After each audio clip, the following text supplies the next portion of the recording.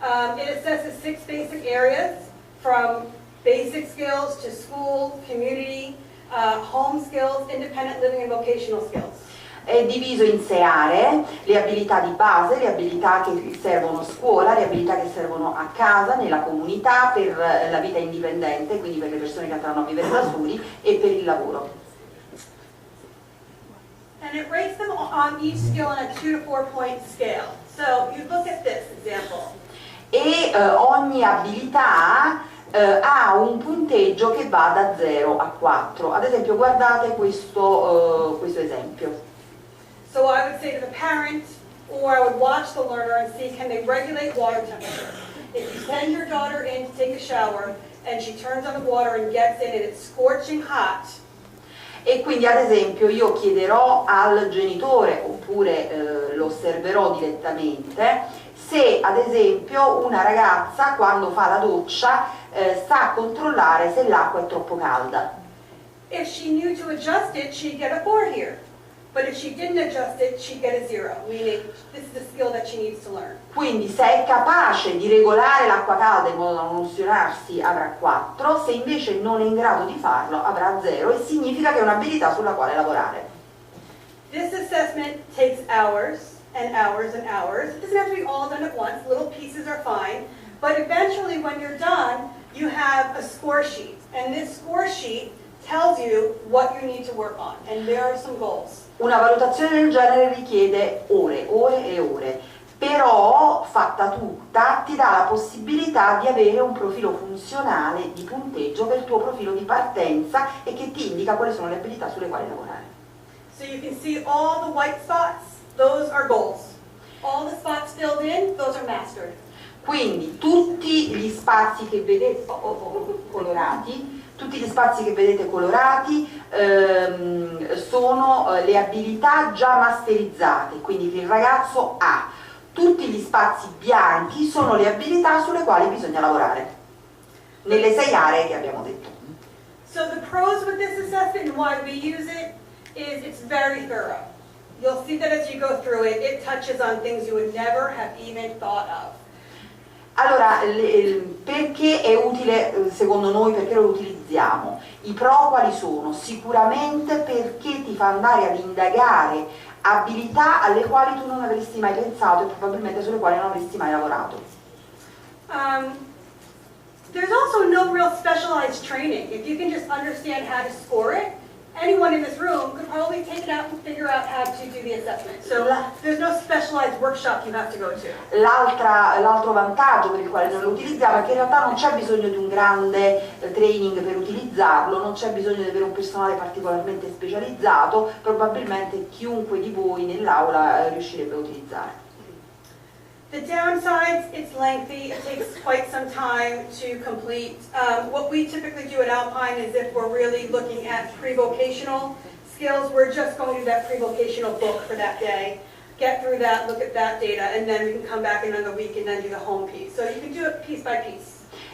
I contro sono la lentezza e la lunghezza, cioè non potete pensare di somministrarlo tutti insieme. Quello che di solito noi facciamo all'Alpine è che prendiamo uno delle 6 aree, quindi ad esempio quella dei prerequisiti lavorativi, pre-vocational, e andiamo ad analizzare solo quella, quindi pezzo a pezzo poi costruiamo tutto il profilo funzionale del nostro studente. Another con is you have limited scoring options, so no 2 children with autism are going to score alike.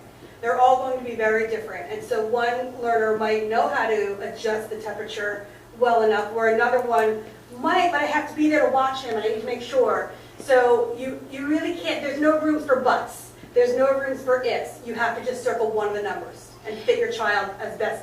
E un altro limite è ovviamente l'attribuzione di punteggio, perché ad esempio, pensate all'esempio dell'acqua calda, noi abbiamo soltanto da 0 a 4 punti che possiamo dare, ma ad esempio nell'esempio dell'acqua calda è sì lo sa fare ma ha bisogno di essere supervisionato, sì lo sa fare ma se è nella sua, e così via, e tutte queste variabili ovviamente in un punteggio da 0 a 4 non le possiamo considerare. There is a cost associated with it. It's not, other assessments are much more expensive, but it's not a free one. So there are the costs as of right now. I believe as it gets more popular, it's probably going to increase in price. That's typically what happens. Ha un costo, molti altri test sono più costosi, però ha un costo e questo comunque è un contro. È chiaro che via via che poi sarà utilizzato i costi probabilmente diminuiranno per l'acquisto del test. So you can see from that list there were a lot of white spots, right? And so that's a lot of goals to have for a learner. E se avete visto quel profilo che vi ho presentato, c'erano molti punti bianchi, quindi c'erano molti possibili obiettivi sui quali io devo lavorare. So we have to think about how we prioritize and narrow down goals for each learner individually. E quindi la cosa importante è capire come devo priorizzare gli obiettivi, quindi a quali obiettivi di quelli che mi vengono fuori dal test io devo dare la precedenza, quali sono più importanti e salienti nella vita di quello studente. So for example, considering the lifestyle, if you have a student whose family really enjoys traveling, but there are a lot of issues they're having on the home front, we might prioritize some of those to make sure that the family can continue doing what they love to do. E non bisogna essere attenti soltanto alle esigenze dello studente, ma anche della sua famiglia. Se io ho una famiglia a cui piace viaggiare e il mio studente ha delle difficoltà, dei comportamenti nell'adattarsi al viaggio, è chiaro che per me diventa un obiettivo prioritario, perché per me è prioritario dare a quella famiglia la possibilità di continuare a fare quello che ama fare. We'd also consider the frequency of which that skill would be used. So for example, if a learner cannot tolerate getting their hair cut, and they also can't tolerate getting a manicure, something like that, we're really going to prioritize haircut over manicure, because manicure we would consider optional, versus the haircut is essential. And so we make decisions based on that.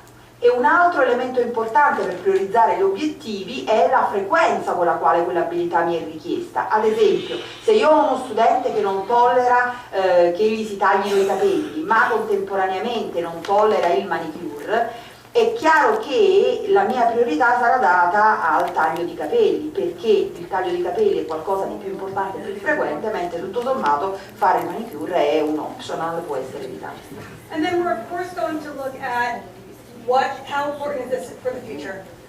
What necessary prerequisites we need to work on now, because that's a priority, we need to get to that program, or when is this going to be needed for adult services? And those kinds of things. If we have an 18-year-old ready to graduate out into adult services, anything related to getting that learner accepted in the adult services program is going to be a priority. E ovviamente dobbiamo guardare al futuro, cioè dobbiamo capire quale abilità serve a questo studente che deve diplomarsi ad esempio in 2 anni, quale abilità gli serve per entrare nel nostro settore adulti, quale abilità gli serve, e questo ovviamente è fondamentale, il tempo che abbiamo per priorizzare degli obiettivi. What's interesting is that we can teach a lot of jobs to learners. You know, through discrete trial teaching, learners can acquire great skills. It's also these soft related skills that become really important. It can be really challenging for our learners, and that's what equals job success. So we're not talking just about teaching job skills, we're talking about how to be a good worker. And so some of the key areas that we're going to be talking about today and really focusing on will be self-care, social skills, pre-vocational training, and reduced problem behavior. Okay, those are the 4 main areas. In realtà, utilizzando delle tecniche cognitivo-comportamentali, non è difficile insegnare ai nostri studenti delle abilità specifiche, le abilità specifiche che gli servono a lavorare. Questo è semplice. Quello che è più complicato è andare a lavorare e a insegnargli i soft skill, cioè quelle abilità che gli servono ad essere un buon lavoratore, a riuscire a stare in un ambiente lavorativo, a riuscire ad avere una pressione sociale, a rispondere positivamente a una pressione sociale. Questo è più difficile da imparare, da insegnare, ma è una cosa alla quale dobbiamo fare molta attenzione, perché se non insegniamo parallelamente l'abilità che hanno insieme alle abilità sociali che devono avere, ovviamente questa persona non sarà in grado di lavorare. So we'll start with self-care. How many of you have children of your own? Chi ha bambini? No, in generale figli. How many of you have ever had to try and convince your child that they have to take a bath or a shower? E quanti hanno dovuto convincere il proprio figlio a farsi una doccia o... Yes, you understand. E quindi anche le autonomie di self-care diventano importanti, perché per essere un buon lavoratore devi essere una persona che si lava, e tutti quanti noi, indipendentemente dall'autismo, abbiamo dovuto convincere i nostri figli a lavarsi. So when we're thinking about teenagers and pre-teenager groups getting them ready for work, we need to discuss the new skills that are required of self-care. You have to shower. E quindi quando parliamo di ragazzi e adolescenti che devono essere inseriti al lavoro, dobbiamo ovviamente insegnargli anche questo, che non è un'abilità strettamente connessa al lavoro, ma farsi la doccia è una cosa che ti consente di lavorare. Poor hygiene will certainly limit the options that we have in terms of job placements for learners. Perché ovviamente un lavoratore che abbia una scarsa igiene è limitato nella sua capacità, nella sua possibilità di mantenersi un lavoro. What makes this challenging for our learners is that there are many discrimination issues. So after the restroom, we have all learned to wash our hands to make sure that we don't get sick, but they look clean, right? Very often our hands look clean. Allora, quello che rende molto difficile per i nostri studenti acquisire queste abilità è che hanno bisogno di una forte discriminazione, cioè quando noi ci siamo lavati le mani ci rendiamo conto che le nostre mani sono pulite, ci appaiono pulite. So we have to teach our learners that you do this because you need to keep your hands clean to go to work. So just like you see all employees must wash their hand in restaurants, we have to teach our learners to do likewise. E quindi in realtà non è immediato per loro capire che devono lavarsi le mani per andare al lavoro, ma in realtà è così che glielo dobbiamo insegnare, cioè che per poter andare al lavoro hai bisogno di lavarti le mani così come ti lavi le mani prima di mangiare o prima di andare in un ristorante. And we also have to make sure that we have identified a potent reinforcer for that. So for you and I, we wash our hands because we don't want to get sick, or we wash our hands because we don't want that person to think, hey, she didn't wash her hands before she left the bathroom. E dobbiamo anche capire che tipo di rinforzo utilizziamo per questo. È normale che per ciascuno di noi laviamo le mani perché per un problema di igiene o perché l'altra persona non mi dica che ho le mani sporche, ma per loro dobbiamo individuare qualcosa che sia motivante a fargli lavare le mani. That's difficult for our students because they don't pick up on those kinds of social cues. E questo è particolarmente difficile per i nostri studenti perché loro non riescono a ritenere pregnanti questi rinforzi sociali, sociali. Here's a whole list of relevant skills. I do not expect you to be able to read them. Again, I can send you this email, this PowerPoint in an email. Questo è un elenco di abilità che per noi sono rilevanti, non mi aspetto che le leggiate tutte, se volete ve le mando per email, ma riguardano il vestirsi, il lavarsi, andare in bagno, eccetera. These skills are taught using long response chains, and this is kind of an uncomfortable way for people to teach if you're not applied behavior analysis trained clinician, because it just seems kind of different than what we're used to when we were raised. Allora, questo sono delle tecniche per insegnare delle abilità che abbiano che siano formate da una catena di piccole abilità. Questo potrebbe non sembrare familiare a chi di voi non ha un background di tipo cognitivo-comportamentale, cioè a chi non ha fatto dei training di ABA, e potrebbe sembrare completamente diverso da un modo normale in cui potremmo insegnare delle abilità fatte di tanti pezzettini. So what we do to help our learners understand is we task analyze, or we break down the task into tiny pieces. So you can see, for example, applying deodorant, you and I would probably think it's one step, right? You just put it on. I mean, that's what you do. For our learners, it's not that simple. And so it's actually 8 steps to put deodorant on. Quindi ad esempio se noi pensiamo ad una cosa molto semplice come metterci il deodorante, è chiaro che probabilmente noi tutti in quest'aula pensiamo ad una sola step, ad un solo pezzo, quindi pensiamo che ci vuole, apri e lo metti. Invece noi dobbiamo per i nostri studenti suddividere, spezzettare questa attività. Ad esempio mettere il deodorante sono 8 piccoli pezzetti messi insieme.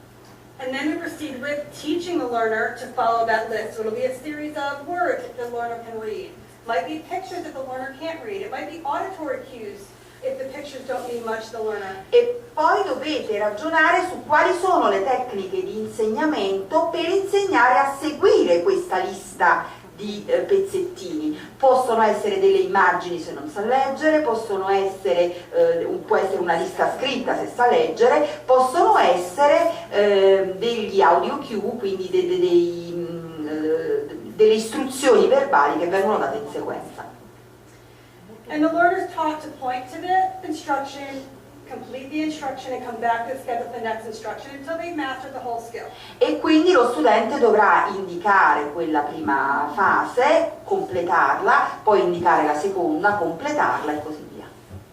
Now, where it's different from what you and I grew up with, most likely, is that there's no verbal prompting happening. We're not telling the learner what to do because over time, verbal prompts are really hard to fade. It's like when you tell your child, clean your room. Clean your room. I asked you to clean your room. I thought I told you to clean your room. That verbal prompt is not working, right? E la cosa che è importante comprendere è che in questo insegnamento non ci devono mai essere dei prompt verbali. Quindi pensate ad un ragazzo che deve mettere a posto la stanza, il nostro figlio deve mettere a posto la stanza, hai pulito la stanza, pulisci la stanza, tutto questo non aiuta l'apprendimento. Quindi tutte le facilitazioni che dobbiamo dare per insegnargli a fare queste lunghe sequenze di piccole step devono essere tutte facilitazioni non verbali. Quando vi ho detto audio cue che ho tradotto velocemente, sono dei nastri registrati. The audio cue is, I am saying the difference between auditory cue and verbal prompt. Quindi non viene dato un prompt verbale dall'operatore, ma è un nastro registrato, lui lo accende e segue le istruzioni. È chiaro? E lo vedremo in un esempio di filmato. Audio. I just went to a conference on Friday, which was really interesting. We have all these schedules in place for our learners, and they become quite reliant on the schedules, and so we actually always work to fade those schedules. But then, 3 years passes, and we notice the student is getting a little sloppy in how they're brushing their teeth again. Well, where was that schedule? Let's go find it.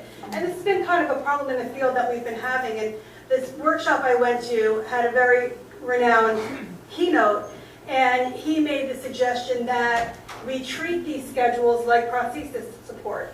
And so just like some people need something to lean on to help them thrive, or just like I need sunglasses when I walk outside to be able to see correctly on a sunny day, or just like somebody might need reading glasses, that these are supports that can remain in place for reference as long as it supports the learner in their job sites. And so I think that's a direction we're going to be going into. Un'altra cosa importante è che mi è capitata recentemente in un workshop a cui ho partecipato è che spesso noi utilizziamo appunto le nostre schedule, le nostre task analysis, i nostri supporti per insegnare delle abilità. Via via che lo studente apprende quell'abilità, noi cominciamo ad utilizzare sempre meno supporto. Bene, quello che capita frequentemente è che lentamente, insomma, per altri motivi, questo studente cominci a non fare più quella cosa in maniera così indipendente. E quindi di fatto è un po' quello che succede a noi quando abbiamo bisogno degli occhiali perché non vediamo da vicino. Ci sono dei giorni in cui li mettiamo, dei giorni in cui non li mettiamo, però sono supporti ai quali possiamo ricorrere nuovamente, anche se li abbiamo abbandonati perché il ragazzo aveva acquisito una sua autonomia, ma dobbiamo essere pronti a tornare indietro, e questo è un fenomeno che accade molto frequentemente.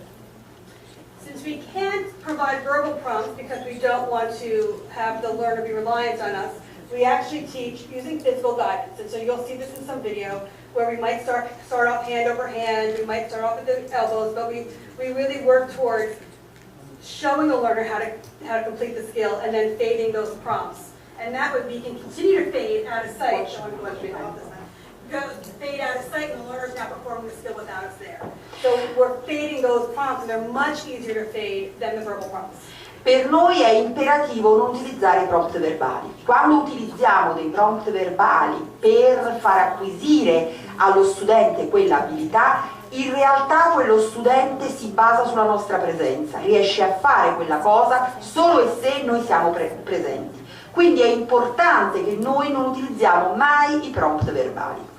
Questo significa che, e lo vedrete nei filmati, utilizziamo delle altre tecniche di prompt. Una tecnica di prompt che utilizziamo molto frequentemente è quella che viene chiamata physical guidance, quindi la guida fisica, per cui vedrete un insegnamento in cui noi utilizziamo dei prompt che vengono fatti prima al braccio, alla mano, poi al gomito, poi alla spalla, in cui progressivamente riduciamo l'intrusività del nostro prompt via via che il ragazzo acquisisce indipendenza.